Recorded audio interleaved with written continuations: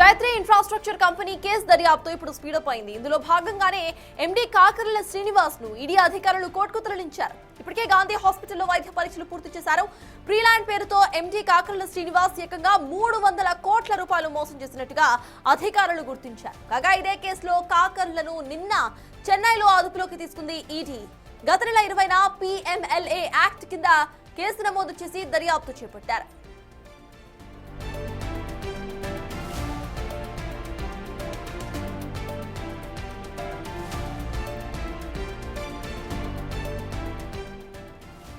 జైత్రి infrastructure company case దర్యాప్తు speedup అయింది.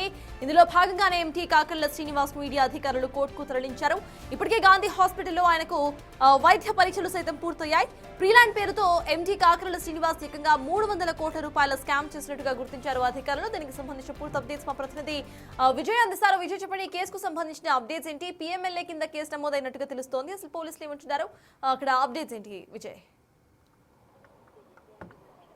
Yes sir Taj, అయితే కాకర్ల శ్రీనివాస్ అనేటువంటి ఈ వ్యక్తి జైత్రి ఇన్ఫ్రాస్ట్రక్చర్ పేరిట అనేక షెల్ కంపెనీస్ని కూడా స్థాపించాడు. ఆ షెల్ కంపెనీస్కి ఈ మెయిన్ కన్స్ట్రక్షన్ కంపెనీ ఏదైతే జైత్రి ఇన్ఫ్రాస్ట్రక్చర్స్ కంపెనీ ఉందో ఈ కంపెనీ నుంచి సుమారుగా 300 కోట్ల రూపాయలని షెల్ కంపెనీలోకి మార్చి ప్రీ లాంచ్ ఆఫర్ల పేరిట వినియోగదారులు ఎవరైతే ఫ్లాట్స్ బుక్ చేసుకున్నారో, అపార్ట్మెంట్స్లో కావచ్చు, విలాస్ ప్లాట్స్ని బుక్ చేసుకున్నారో ఆ ప్లాట్స్ సరైనటువంటి టైంకి వారికి అందించకుండా, అలాగే ఆ టైంకి అందించకపోవడం వల్ల వారికి నష్టపరిహారం కూడా చెల్లించకుండా పరారైనట్టుగా తెలుస్తూ ఉంది. పలు FIRలను ఆధారంగా చేసుకొని ఈడీ అయితే ఈ కేసులోకి ఎంటర్ అయింది.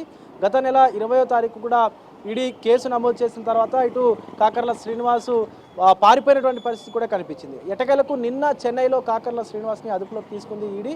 సో ఇటు ఈడీ కార్యాలయానికి తరలించింది, అనంతరం గాంధీ ఆసుపత్రికి తరలించి కూడా వైద్య పరీక్షలు నిర్వహించారు. ఇప్పుడు నాంపల్లి కోర్టుకు కాకర్లను తీసుకొచ్చి జడ్జి ముందైతే ప్రవేశపెట్టారు. అసలు ఇంకా ఎంత స్కామ్ ఉంది అంటే ఎంత మేర డబ్బులు వినియోగదారులు నష్టపోయారనేటువంటి వివరాలను కూడా ఇటు పోలీసులు అంటే ఈడీ అధికారులు అయితే రాబడతా ఉన్నారు. సో ముఖ్యంగా ఇప్పుడు కొద్దిసేపటి క్రితం అయితే ఇటు నాంపల్లి కోర్టుకి కూడా కాకర్ల శ్రీనివాస్ని తీసుకొచ్చారు. ఆయనకు సంబంధించినటువంటి ఇల్లు అలాగే ఇతర కార్యాలయాల్లో కూడా సోదాలు అయితే నిర్వహించారు ఈడీ అధికారులు. దీనికి సంబంధించి 300 కోట్ల రూపాయల వరకు కూడా ఇటు కాకర్ల శ్రీనివాస్ ఏదైతే ప్రీ లాంచ్ అనేటువంటి ఒక ఆఫర్ పేరిట వినియోగదారుల నుంచి అనేక రకాలుగా డబ్బుల్ని వసూలు చేసి సుమారుగా 60 కోట్ల రూపాయలు మొదట వసూలు చేసి సో తర్వాత సుమారుగా 300 కోట్ల రూపాయలని అనేక షెల్ కంపెనీస్, సో ఆయనకు సంబంధించినటువంటి రమేష్ కన్స్ట్రక్షన్స్ అని కావచ్చు, లేకపోతే ఇతర కన్స్ట్రక్షన్స్ పేరిట పూర్తిగా వాటికి దారి మళ్లించినట్టుగా కూడా తెలుస్తూ ఉంది. మెస్సర్ జనప్రియ గ్రూప్స్, అలాగే మెస్సర్ రాజా డెవలపర్స్, అలాగే ఆర్కే రమేష్, అలాగే మెస్సర్ సత్యసాయి, అలాగే మెస్సర్ సత్యసాయి ట్రాన్స్పోర్ట్, అలాగే Gayatri homes, Messrs Shivasai constructions అనేటువంటి ఈ షెల్ కంపెనీస్ అన్నింటినీ కూడా నిర్వహించి షెల్ కంపెనీస్కి డబ్బులన్నింటినీ కూడా దారి మళ్లించాడు. సో ఇటు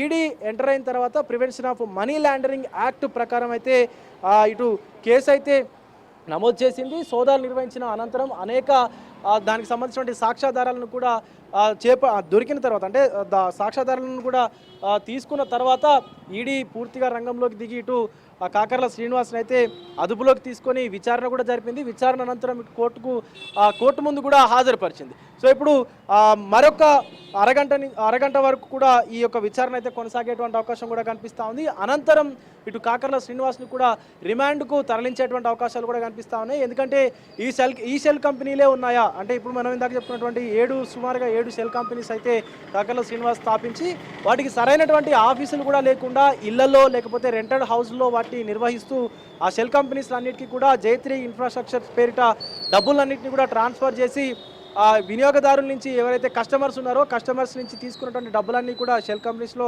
పెట్టుబడిగా చూపిస్తూ డబ్బులతో ఉడాయించేటువంటి ప్రయత్నం కూడా చేశాడు. కాబట్టి సో ఈ భారీ స్కామ్ని చాలామంది పోలీసులకు కంప్లైంట్ చేసిన తర్వాత ఆ FIRల ఆధారంగా కూడా ఇప్పుడు ఈడీ అయితే విచారణ జరిపి కోర్టు ముందైతే ఇటు హాజరుపరిచింది కాకర్ల శ్రీనివాస్ని కూడా. సో మొత్తానికి 300 కోట్ల రూపాయల స్కామ్ చేసినటువంటి ఈ వ్యక్తిని కాకర్ల శ్రీనివాస్ని అయితే కోర్టు ఎదుట ఈడీ హాజరుపరిచింది. మరి చూడాలి 14 రోజుల వరకు కూడా రిమాండ్ విధించేటువంటి అవకాశం ఉందంటూ కూడా అధికారులు చెప్తా ఉన్నారు. సో మరి ఇంకా ఎంతమంది కస్టమర్స్ ఈయన చేతిలో మోసపోయారనేటువంటి వివరాలను కూడా పోలీసులు అయితే రాబట్టేటువంటి పరిస్థితి కనిపిస్తా ఉంది మనకు సర్తాజ్. Thank you Vijay. మొత్తానికి ఇటు జయత్రి ఇన్ఫ్రాస్ట్రక్చర్ కంపెనీ కేసు దర్యాప్తు అయితే స్పీడప్ అయింది. ఈయనకు కొన్ని సెక్షన్స్ కింద కేసు సైతం నమోదైన